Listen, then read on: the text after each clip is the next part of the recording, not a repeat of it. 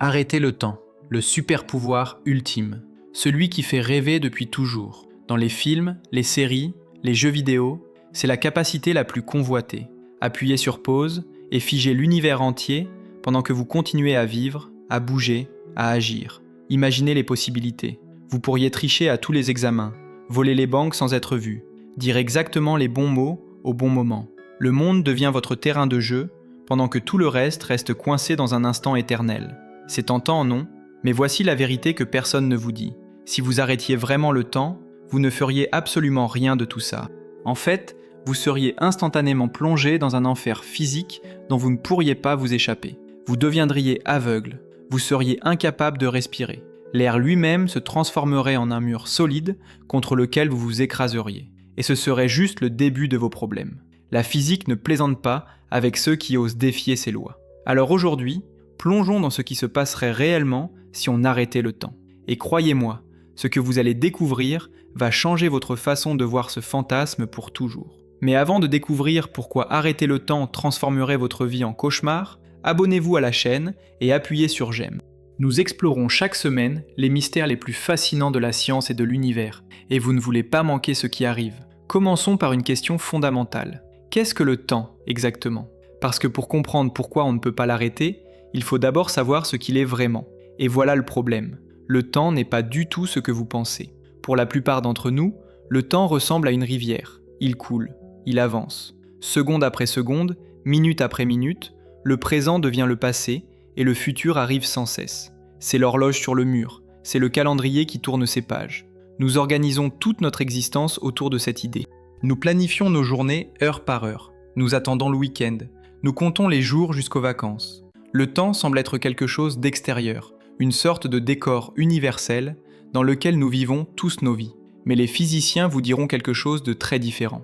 Albert Einstein a changé toute notre compréhension du temps au début du XXe siècle. En 1905, un employé de bureau dans un office de brevet en Suisse a publié un article qui allait révolutionner notre vision de l'univers. Cet employé, c'était Einstein. Il avait 26 ans. Il travaillait dans un bureau modeste, examinant des brevets de machines et d'inventions. Le soir, après le travail, il réfléchissait au mystère de la physique. Et cette année-là, 1905, qu'on appelle maintenant son année miracle, il a publié 4 articles scientifiques qui ont changé le monde. L'un d'eux introduisait la théorie de la relativité restreinte. Cette théorie nous a révélé quelque chose de stupéfiant. Le temps n'est pas une chose séparée de l'espace, existant indépendamment dans son propre royaume.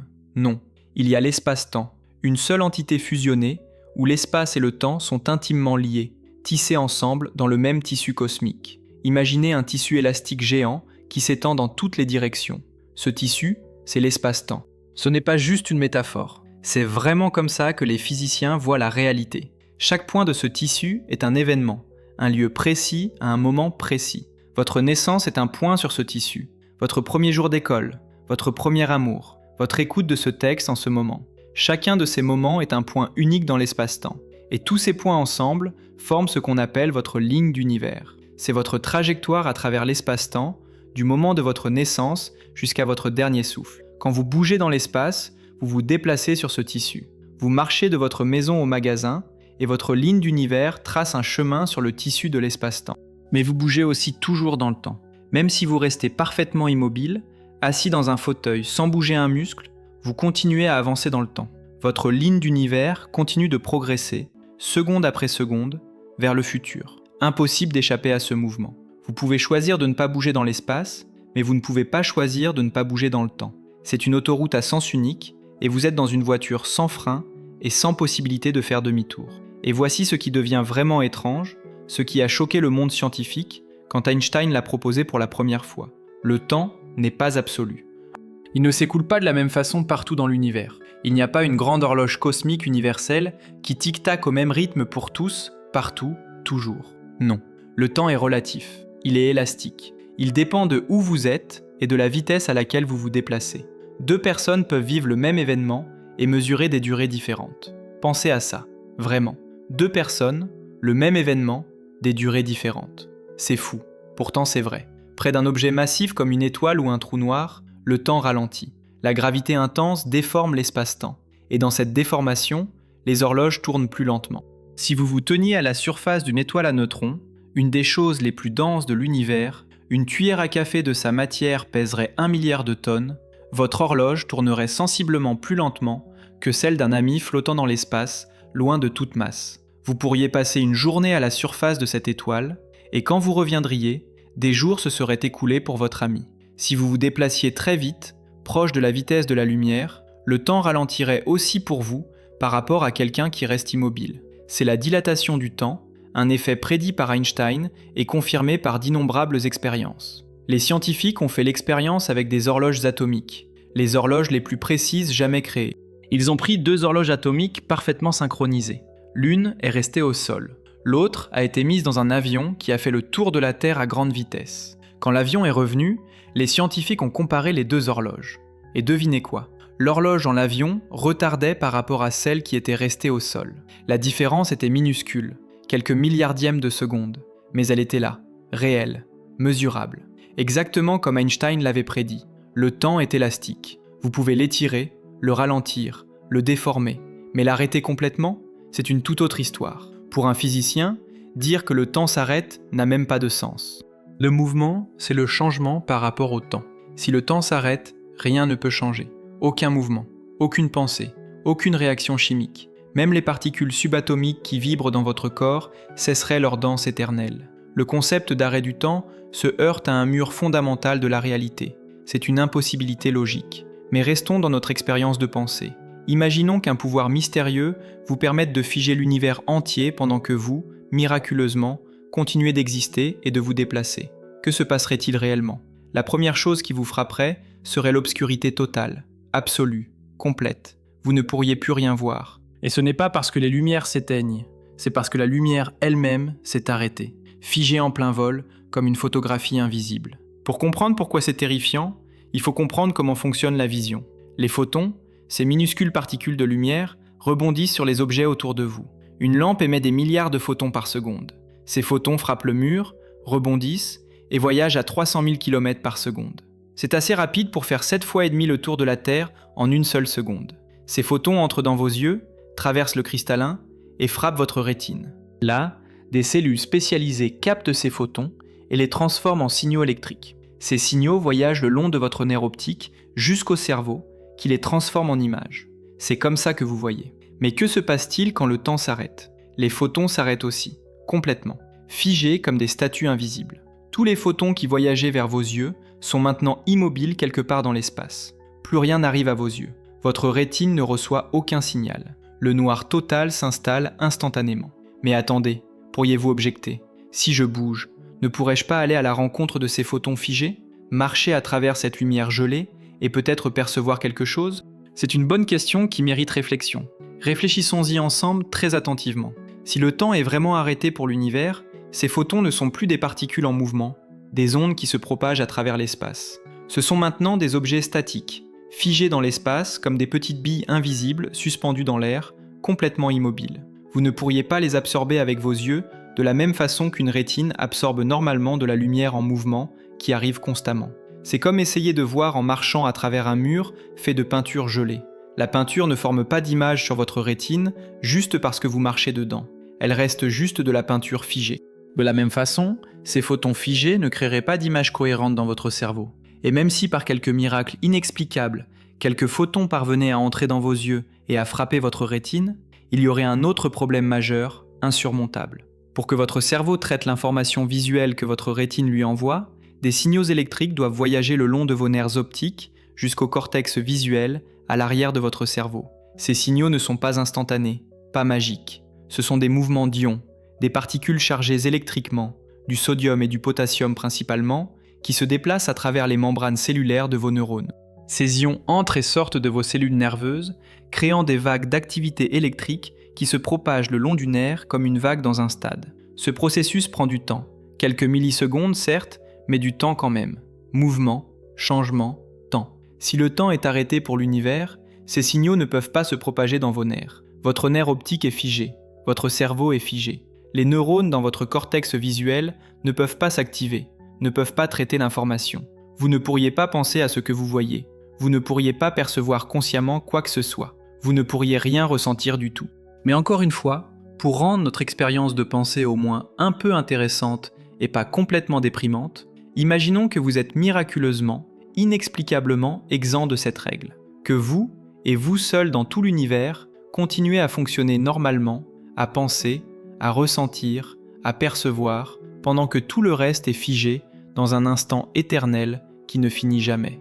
Même dans ce scénario absolument impossible, totalement improbable, vous seriez quand même plongé dans l'obscurité la plus complète que vous puissiez imaginer. Pas de lumière du soleil filtrant joyeusement par la fenêtre, pas de lumière des lampes ou des écrans d'ordinateur, pas même la faible lueur romantique d'une bougie qui vacille. Juste le noir, un noir si profond, si absolu, si total, que vos yeux ne pourraient jamais, au grand jamais s'y habituer, parce qu'il n'y a littéralement rien du tout à voir. C'est l'obscurité du vide cosmique interstellaire, du néant absolu. Et vous savez ce qui est encore plus terrifiant, encore plus désespérant ? Vous ne pourriez pas allumer une lampe pour essayer d'y voir quelque chose. Vous pourriez appuyer sur l'interrupteur autant que vous voulez, le presser 100 fois, 1000 fois, mais rien ne se passerait jamais, strictement rien. Parce que pour que la lumière d'une lampe fonctionne et vous éclaire, il faut que des électrons bougent dans un filament de tungstène, ou qu'une réaction chimique se produise dans une LED, ou que du gaz s'ionise dans un tube fluorescent. Mouvement, changement, temps, tout cela s'est arrêté net. Appuyer sur un interrupteur ne ferait strictement rien du tout. L'électricité elle-même est figée dans les câbles électriques. Les électrons, ces minuscules particules qui transportent le courant électrique d'un endroit à un autre, ne peuvent plus se déplacer, ne peuvent plus conduire le courant. Ils sont gelés en place, immobiles, comme absolument tout le reste dans cet univers figé. Vous êtes donc coincé dans le noir, absolu, total, éternel. Mais croyez-moi, aussi terrifiant et désespérant que cela puisse paraître, ce n'est que le début de vos problèmes dans cet univers gelé. Il y a quelque chose de bien pire, de bien plus terrible qui vous attend. Si vous pensiez que l'obscurité était votre plus gros souci, préparez-vous, attachez votre ceinture mentale, parce que le deuxième effet serait catastrophiquement pire. Vous ne pourriez plus bouger, du tout, pas 1 millimètre. Je ne parle pas d'une légère résistance ou d'une difficulté à avancer comme quand vous marchez dans l'eau. Je parle d'être littéralement, complètement, totalement emprisonné, comme si vous étiez coulé dans du béton frais qui aurait durci instantanément autour de vous. Chaque muscle de votre corps serait bloqué. Pourquoi ? À cause de l'air. Oui, l'air. Cette chose invisible, imperceptible, que vous traversez sans y penser depuis votre naissance. L'air autour de nous semble invisible et inoffensif. Il paraît être du vide, du rien. Vous le traversez sans effort chaque jour, chaque heure, chaque seconde de votre vie. Vous marchez, vous courez, vous agitez les bras, et l'air s'écarte docilement sur votre passage, comme s'il n'était pas là. Mais l'air n'est pas vide, loin de là. C'est une mer dense, une soupe moléculaire incroyablement active, un océan invisible de particules en mouvement constant. L'air est composé principalement de molécules d'azote et d'oxygène. Environ 78% d'azote, 21% d'oxygène, et un petit 1% d'autres gaz, comme l'argon et le dioxyde de carbone. Ces molécules se déplacent à des vitesses proprement folles, hallucinantes. À température ambiante, disons 20 degrés Celsius, les molécules d'air volent dans toutes les directions à environ 1800 km/h en moyenne. Certaines vont plus vite, d'autres plus lentement, mais en moyenne, c'est cette vitesse folle. Pensez-y vraiment. 1800 km/h, c'est plus vite qu'un avion de chasse volant à pleine vitesse. C'est presque 2 fois la vitesse du son. C'est plus rapide qu'une balle tirée par un fusil de chasse. Les molécules d'air autour de vous en ce moment précis filent comme des projectiles, se précipitant dans toutes les directions en même temps, se heurtant les unes aux autres, des millions et des millions de fois par seconde. Chaque molécule d'azote dans l'air que vous respirez entre en collision avec d'autres molécules environ 5 milliards de fois par seconde. 5 milliards par seconde. C'est un chaos microscopique absolu. Mais parce qu'elle bouge de façon complètement aléatoire, dans toutes les directions possibles en même temps, elle ne vous frappe pas comme un ouragan ou une tempête. Au lieu de cela, elle vous heurte de tous les côtés, simultanément, de l'avant, de l'arrière, de gauche, de droite, du haut, du bas, créant ce qu'on appelle la pression atmosphérique. Cette pression, au niveau de la mer, est d'environ 1 atmosphère, ce qui signifie qu'environ 10 tonnes de force sont exercées sur chaque mètre carré de votre corps. 10 tonnes sur votre peau. En ce moment, vous ne le sentez pas parce que la pression est égale de tous les côtés et parce que votre corps exerce une pression égale vers l'extérieur. C'est un équilibre parfait. Quand vous bougez votre bras dans l'air normal, vous ne faites que pousser ces molécules follement rapides sur le côté. Elles s'écartent facilement, sans résistance notable, parce qu'elles sont déjà en mouvement constant. Elles filent déjà dans toutes les directions. Quand votre bras arrive, Elles changent simplement un peu de direction, rebondissent, se dispersent. C'est comme marcher dans une foule où tout le monde se déplace déjà. Vous vous faufilez entre les gens, ils s'écartent, vous passez, aucun problème. Mais maintenant, imaginez ce qui se passe quand le temps s'arrête. Ces molécules s'arrêtent aussi, toutes, instantanément. Elles ne vibrent plus, elles ne bougent plus, elles ne filent plus à 1800 km/h. Elles sont juste là, figées dans l'espace comme des statues microscopiques invisibles, suspendues exactement là où elles étaient au moment où le temps s'est arrêté. Et maintenant, essayez de bouger votre bras. Allez-y, essayez. Vous ne poussez plus des molécules en mouvement qui peuvent facilement changer de direction. Non. Vous essayez maintenant de pousser des molécules complètement immobiles, absolument statiques, qui ne peuvent pas s'écarter parce que s'écarter nécessite du mouvement, et le mouvement nécessite du temps, et le temps est arrêté. C'est comme si l'air était devenu solide, dur, impénétrable. Imaginez essayer de nager dans du verre, ou de marcher à travers un mur de briques, ou de pousser votre main à travers du béton durci. Chaque centimètre cube d'air devant vous, autour de vous, est maintenant une barrière absolument impénétrable. Vous êtes emprisonné dans une cage invisible, faite de milliards de molécules d'azote et d'oxygène figées. Vos bras sont collés sur les côtés de votre corps, incapables de bouger. Vos jambes sont gelées en place. Votre tête ne peut pas tourner. Vos doigts ne peuvent pas se plier. Même vos paupières ne pourraient probablement pas cligner, parce que pour cligner, elles doivent pousser l'air devant elles. Mais peut-être pensez-vous, attendez, si je pousse vraiment fort, si j'exerce une force énorme, je peux sûrement déplacer ces molécules, non ? Après tout, je continue à exister et à bouger dans cette expérience de pensée. Je devrais pouvoir exercer une force. Eh bien, réfléchissons très attentivement à ce que cela signifie vraiment, physiquement. Pour déplacer une molécule figée dans le temps, vous devriez lui transférer de l'énergie cinétique, l'énergie du mouvement. Mais transférer de l'énergie nécessite un processus, une interaction, qui se déroule dans le temps. Quand vous poussez normalement un objet, vos atomes entrent en contact avec ces atomes. Les électrons dans vos atomes repoussent les électrons dans ces atomes. Cette répulsion électromagnétique transfère de l'énergie. L'objet accélère, il bouge. Mais tout ce processus prend du temps. Si le temps est arrêté pour la molécule, elle ne peut pas absorber votre poussée. Elle ne peut pas accélérer. Elle ne peut pas changer de position ou de vitesse. C'est comme si elle était ancrée dans le tissu même de l'espace, soudée en place par l'arrêt du temps. Vous seriez donc comme quelqu'un essayant de pousser un objet qui a une masse infinie. Aucune force que vous pourriez exercer ne pourrait le bouger, parce que pour qu'il bouge, le temps devrait passer. Vous êtes donc complètement, totalement, absolument immobilisé, incapable de lever un doigt, incapable de faire un pas, incapable même de hocher la tête. Mais attendez, ça devient encore pire. Il y a aussi la respiration. Pour respirer, vous devez faire entrer de l'air dans vos poumons. Vos muscles intercostaux se contractent. Votre diaphragme descend. Ces actions augmentent le volume de votre cavité thoracique. La pression à l'intérieur diminue, créant une dépression. Cette différence de pression fait que l'air extérieur se précipite dans vos narines.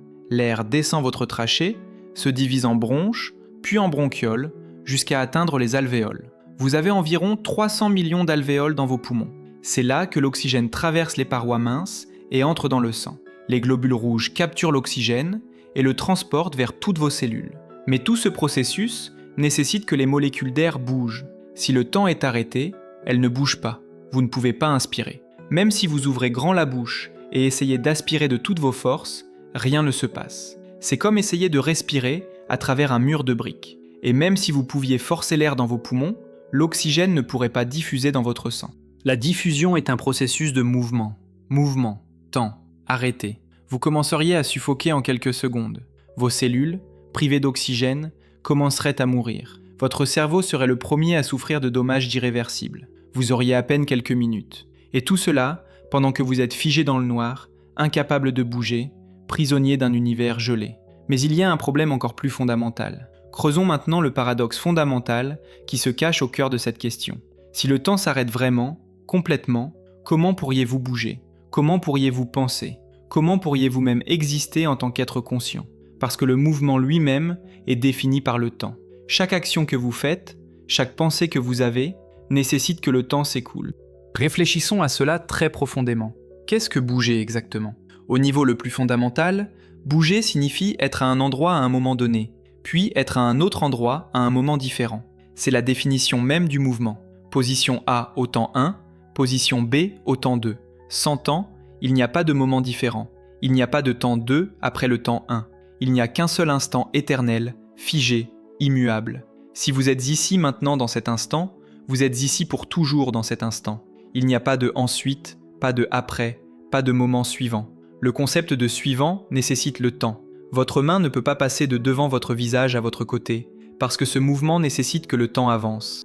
Votre main doit d'abord être devant votre visage au temps 1, puis à mi-chemin au temps 2, puis à votre côté au temps 3. Chaque millimètre que votre main parcourt représente une progression dans le temps. Chaque fraction de seconde qui passe permet à votre main d'avancer un peu plus. Arrêtez le temps complètement et la main ne peut plus progresser. Elle est juste là, figée en place. Mais dans notre expérience de pensée, nous avons supposé quelque chose d'impossible. Nous avons supposé que vous pouvez encore bouger, que vous êtes miraculeusement exempt de cette règle fondamentale. Mais réfléchissez très attentivement à ce que cela signifie vraiment. Si vous bougez, si vous pouvez déplacer votre main de A à B, cela signifie nécessairement que le temps passe pour vous. Votre propre temps personnel continue de s'écouler. Il y a un moment 1 où votre main est en A et un moment 2 où votre main est en B. Donc le temps n'est pas vraiment arrêté universellement. Il est seulement arrêté pour tout le reste de l'univers, mais pas pour vous. Vous êtes dans une bulle temporelle privée, une petite île où les secondes continuent de s'écouler pendant que tout l'univers extérieur est figé dans un instant éternel.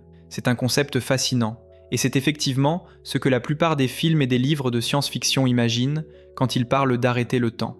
Mais même ce scénario moins extrême crée des problèmes physiques absolument insolubles. Prenons la lumière, encore une fois. Si le temps est arrêté pour l'univers, mais continue pour vous, alors les photons autour de vous sont figés dans l'espace. Mais vous bougez, vous marchez, vous vous déplacez. Vous pourriez théoriquement marcher à travers ces photons figés, les traverser comme on traverse un rideau de perles suspendu. Mais que se passerait-il exactement quand votre rétine entre physiquement en collision avec un photon immobile?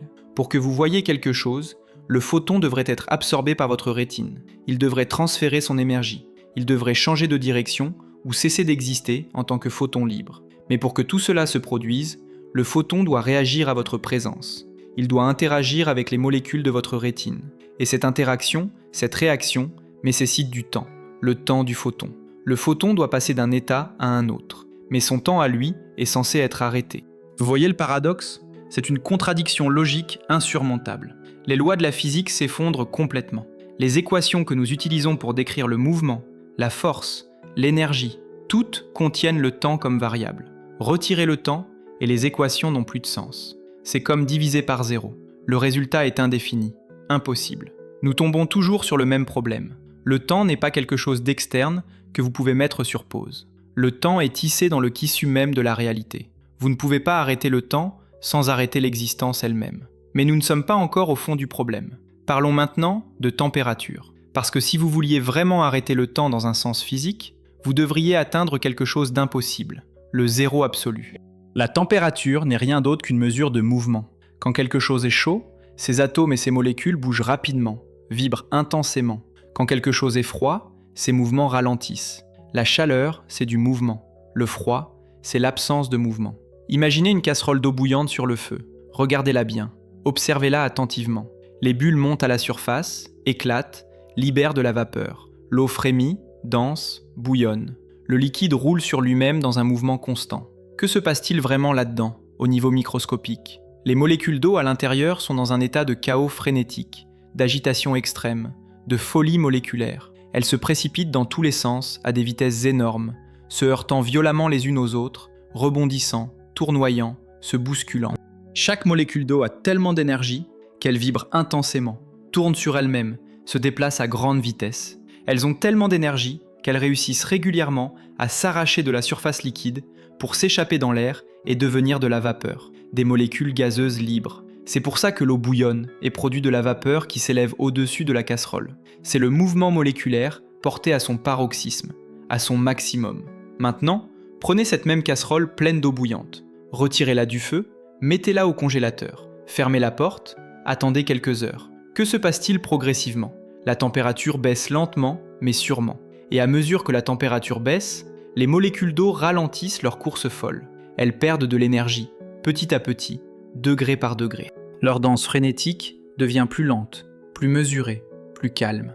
Elles commencent à former des liens entre elles, des ponts hydrogènes, ces attractions chimiques qui les attachent les unes aux autres, comme des mains qui se tiennent. À 0 degré Celsius, le point de congélation, l'eau se transforme en glace. C'est une transformation fascinante. Les molécules ne volent plus librement dans le liquide. Elles sont maintenant verrouillées dans une structure cristalline rigide, une architecture géométrique parfaite, hexagonale, répétitive. Chaque molécule d'eau est liée à 4 autres dans un motif précis qui se répète dans toutes les directions. Elles vibrent encore, tremblotent en place, oscillent légèrement, mais elles ne peuvent plus s'échapper de leur position. Elles sont prisonnières de la structure cristalline. Elles sont comme des danseurs qui passent d'une danse frénétique, sauvage, à un lent balancement sur place, pieds cloués au sol, incapables de se déplacer. Mais continuons à refroidir, ne nous arrêtons pas là, descendons plus bas, bien plus bas. La température continue de baisser, les molécules ralentissent encore plus. Leurs vibrations deviennent de plus en plus faibles. À moins 90 degrés Celsius, quelque chose d'étrange se produit. L'air lui-même se liquéfie.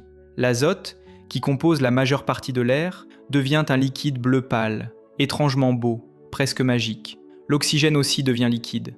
Les molécules de gaz, qui volaient partout à des vitesses folles, sont maintenant si lentes, ont si peu d'énergie, qu'elles collent ensemble, qu'elles ne peuvent plus rester séparées, formant un liquide dense et froid. Continuons encore. Descendons toujours plus bas dans cette échelle glaciale. Moins 100, moins 150, moins 200. Les molécules ralentissent de plus en plus. Leurs mouvements deviennent de plus en plus limités, de plus en plus restreints. Et finalement, à moins 273,15 degrés Celsius, nous atteignons le zéro absolu, la température la plus basse possible dans l'univers, la limite absolue. Plus bas que ça, et les lois de la physique disent « non, impossible, ça ne peut pas exister ». Pourquoi cette limite ? Parce qu'au zéro absolu, les atomes et les molécules atteignent leur état de mouvement minimum absolu. Ils ne bougent presque plus. Presque, mais pas complètement. Il reste toujours une minuscule vibration, un tremblement quantique irréductible. Même au zéro absolu, il reste ce qu'on appelle l'énergie du point zéro.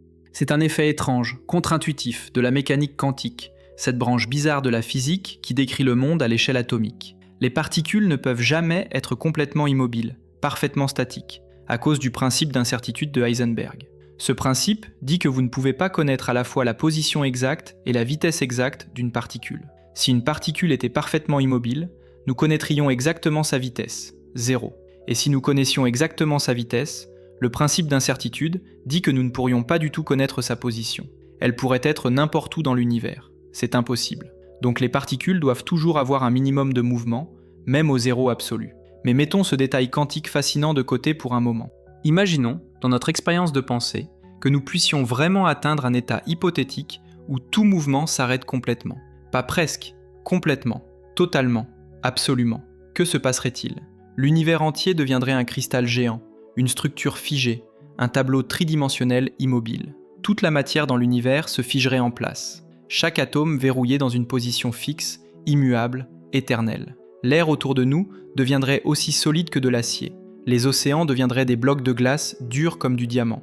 Les étoiles cesseraient de briller, parce que les réactions de fusion thermonucléaire dans leur cœur nécessitent que les noyaux d'hydrogène se heurtent les uns aux autres à des vitesses et des températures énormes. Sans mouvement, pas de collision. Sans collision, pas de fusion. Sans fusion, pas de lumière, pas de chaleur, pas d'énergie. Les étoiles deviendraient des sphères sombres et mortes. Les galaxies, ces vastes assemblages de centaines de milliards d'étoiles, seraient figées en plein mouvement. Les planètes seraient arrêtées sur leurs orbites, suspendues dans l'espace comme des ornements sur un arbre de Noël cosmique. Chaque vague, dans chaque océan, serait gelée en place. Chaque courant d'air dans l'atmosphère serait suspendu. Chaque tourbillon, chaque remous serait figé pour l'éternité. Et voici peut-être le plus étrange, le plus déconcertant. Si tout mouvement s'arrête, le temps lui-même s'arrête. Parce que le temps et le mouvement sont inextricablement liés, indissociablement unis. Nous mesurons le temps par le changement. Une horloge mécanique fonctionne parce que des engrenages tournent. Une horloge à quartz fonctionne parce qu'un cristal vibre. Une horloge atomique fonctionne parce que des atomes oscillent entre différents états d'énergie. Sans mouvement, il n'y a pas de changement. Sans changement, il n'y a pas de temps. Le temps n'est pas une chose qui existe indépendamment du mouvement et du changement. Il est défini par eux. Nous revenons encore et encore au même point central, fondamental. Arrêter le temps signifie arrêter le mouvement. Mais arrêter le mouvement signifie geler l'univers dans un état statique et mort, dans un instant éternel où rien ne peut jamais se passer. Et dans cet état, aucun événement ne peut avoir lieu. Aucune cause ne peut produire un effet. Juste un univers gelé et silencieux, suspendu pour toujours dans un moment unique. Mais il existe peut-être un endroit réel dans notre univers actuel où quelque chose de proche de cela se produit vraiment. Les trous noirs, les monstres de l'espace, les prédateurs cosmiques, les endroits les plus extrêmes, les plus étranges, les plus terrifiants, les plus fascinants de tout le cosmos. Et parmi toute la propriété bizarre, déconcertante, contre-intuitive, l'une des plus fascinantes, des plus vertigineuses, est leur effet sur le temps. Près d'un trou noir, le temps ralentit. Pas un peu, pas légèrement, énormément, drastiquement, dramatiquement, au point où, dans certaines circonstances extrêmes, il semble presque s'arrêter complètement, gelé comme une photographie, suspendu dans un instant éternel. Un trou noir se forme quand une étoile massive arrive en fin de vie.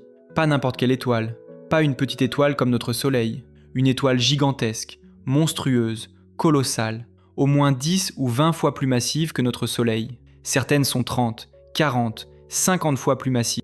Ce sont des géants stellaires. Pendant des millions ou des milliards d'années, cette étoile massive a brillé grâce aux réactions de fusion nucléaire dans son cœur brûlant. L'hydrogène fusionne en hélium dans un brasier nucléaire à des millions de degrés. Cette fusion libère une énergie colossale, phénoménale, inconcevable. Cette énergie crée une pression vers l'extérieur, une force qui pousse contre les couches externes de l'étoile. Cette pression lutte constamment contre la gravité qui tire tout vers l'intérieur. C'est un équilibre délicat, un bras de fer cosmique entre deux forces titanesques. Pendant toute la vie de l'étoile, cet équilibre tient. La fusion produit assez d'énergie pour contrer la gravité. L'étoile reste stable. Mais quand l'étoile épuise son carburant nucléaire, quand il ne reste plus rien à fusionner dans son cœur, plus d'hydrogène, plus d'hélium, plus rien qui puisse brûler, la pression disparaît soudainement, brutalement. Et instantanément, plus rien ne retient la gravité. Rien ne s'oppose plus à cette force inexorable qui tire tout vers le centre. L'étoile s'effondre sur elle-même dans une catastrophe titanesque, apocalyptique, cataclysmique. En quelques secondes, juste quelques secondes, toute cette masse énorme, peut-être 10 ou 20 soleils entiers, des octillions de tonnes de matière, s'écrase vers le centre. C'est l'un des événements les plus violents de l'univers. La matière est comprimée à des densités absolument inimaginables, incompréhensibles. Les atomes eux-mêmes sont broyés, écrasés, détruits. Les électrons sont écrasés contre les noyaux.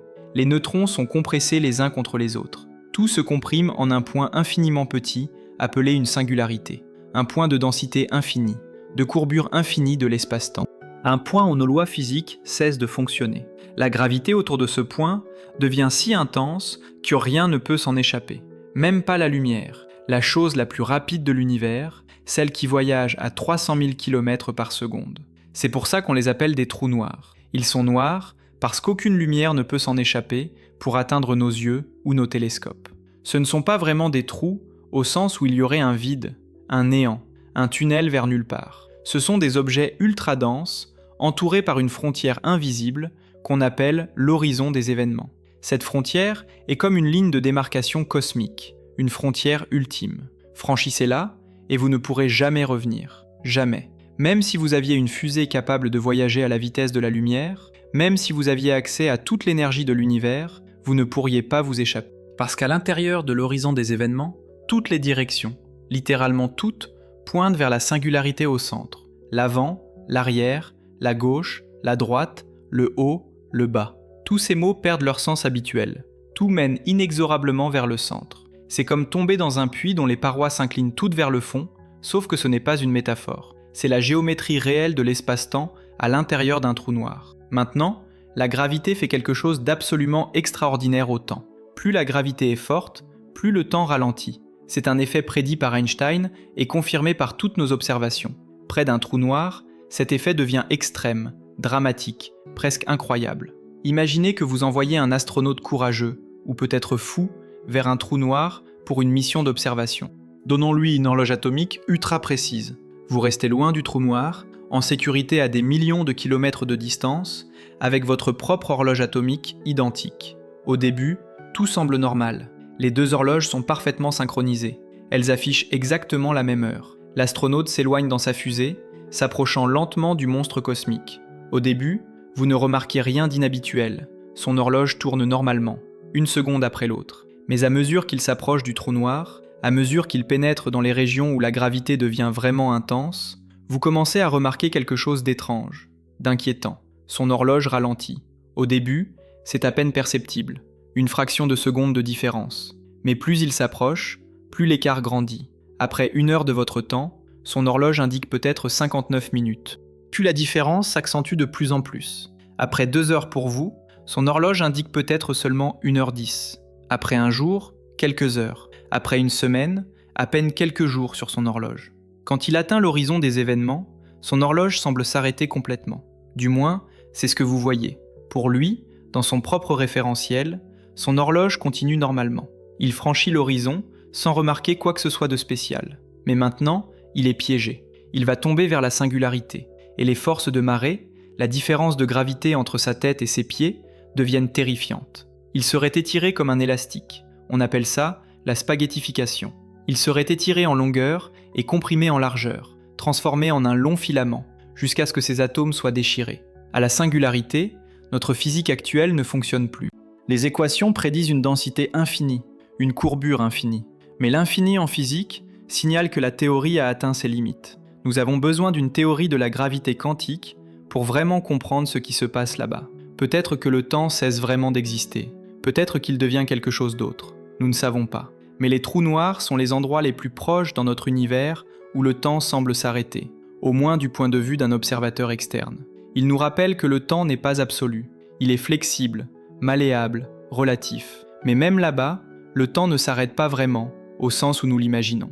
Pensons maintenant à l'univers dans son ensemble. Au début, lors du Big Bang, il y a environ 14 milliards d'années, le temps a commencé. Pas juste le temps tel que nous le mesurons avec nos horloges. Le temps lui-même, en tant que dimension fondamentale de la réalité, a émergé à ce moment-là. Avant le Big Bang, il n'y avait pas d'avant. Cette phrase fait mal au cerveau, je sais. Elle défie notre intuition. Comment peut-il ne pas y avoir d'avant ? Nous sommes habitués à penser en termes de cause et effet, de séquences d'événements. Mais au Big Bang, cette chaîne commence. Il n'y a pas d'avant parce que le temps n'existait pas encore. Le temps, l'espace, la matière, tout a émergé d'un point infiniment dense. Et depuis, l'univers se dilate, les galaxies s'éloignent, l'espace s'étire comme un ballon qu'on gonfle. Que se passera-t-il à la fin ? Les observations suggèrent que l'univers continuera à s'étendre éternellement. Dans ce scénario, l'avenir est froid et sombre. Les étoiles finiront par s'éteindre. Les galaxies se disperseront. L'univers deviendra de plus en plus froid, de plus en plus vide. Même les trous noirs finiront par s'évaporer. Dans un futur lointain, il ne restera que du vide. Mais le temps continuera-t-il ? Si plus rien ne change, le temps a-t-il encore un sens ? C'est une question profonde. Pensons aussi au temps subjectif, le temps psychologique que nous vivons tous. Nous avons tous vécu des moments où le temps semblait ralentir ou accélérer. Quand vous êtes dans un accident de voiture, dans ces quelques secondes terrifiantes avant l'impact, le temps semble s'étirer. Chaque fraction de seconde devient une éternité. Vous voyez tout au ralenti. Votre esprit passe en mode survie, en hypervigilance. Votre cerveau enregistre chaque détail avec une précision incroyable. Le temps semble ralentir. Pourquoi ? C'est votre cerveau qui fonctionne plus vite, qui traite plus d'informations par seconde. Il enregistre plus de souvenirs distincts. Et quand vous vous rappelez ce moment plus tard, tous ces souvenirs détaillés vous donnent l'impression que le moment a duré plus longtemps qu'il n'a vraiment duré. L'inverse se produit aussi. Quand vous vous amusez, quand vous êtes absorbé par quelque chose que vous aimez, les heures passent en un éclair. Vous regardez l'horloge et vous êtes choqué. Comment est-il déjà si tard ? Parce que votre cerveau ne prêtait pas attention au passage du temps. Vous formiez moins de souvenirs distincts du temps qui passe. Notre expérience du temps est incroyablement subjective et malléable. La méditation peut altérer notre perception du temps. Peut-être que la vraie question n'est pas « pouvons-nous arrêter le temps ?», mais « pouvons-nous maîtriser notre relation avec le temps ?» Dans un sens, nous arrêtons le temps chaque fois que nous sommes complètement présents, totalement absorbés. Quand nous cessons de penser au temps qui passe, c'est le plus proche que nous pouvons arriver d'échapper au temps. Alors voici le verdict final. Pouvez-vous arrêter le temps ? Non, c'est physiquement impossible. Le temps n'est pas une vidéo qu'on met sur pause. Le temps est tissé dans le tissu même de la réalité, une dimension aussi fondamentale que la longueur, la largeur et la hauteur. Arrêter le temps signifierait briser la structure de l'existence. Si le temps s'arrêtait vraiment, la lumière se figerait et vous deviendriez aveugle. L'air deviendrait solide et vous seriez emprisonné. Le mouvement deviendrait impossible. Les lois de la physique s'effondreraient. Sans temps, il n'y aurait pas de cause et effet, pas de changement, pas d'existence telle que nous la connaissons. Le temps permet à l'univers d'évoluer, de changer, de vivre. Et réfléchissez à ceci. Si nous pouvions vraiment arrêter le temps, le voudrions-nous? Vous seriez totalement seul. Tout le monde serait une statue. Sans le temps qui avance, rien de nouveau ne pourrait se produire. Le monde deviendrait un musée figé, fascinant au début, mais finalement vide. Parce que ce qui rend la vie intéressante, c'est le changement, les surprises, les découvertes, les gens qui grandissent. Sans temps, tout cela disparaît. Alors peut-être que l'impossibilité d'arrêter le temps est une bénédiction. Le temps qui passe nous donne la vie, le changement, la croissance. Nous pouvons apprendre à mieux l'utiliser, être plus présents. Le seul moment qui existe vraiment, c'est maintenant. Le vrai super pouvoir n'est pas d'arrêter le temps, mais d'être pleinement vivant dans le temps que nous avons. Si vous avez apprécié ce voyage à travers la physique, la relativité, les trous noirs et la nature du temps, donnez un j'aime à cette vidéo et abonnez-vous à la chaîne. Nous explorons chaque semaine les mystères fascinants de la science et de l'univers. Merci de m'avoir écouté et à bientôt pour une nouvelle aventure scientifique.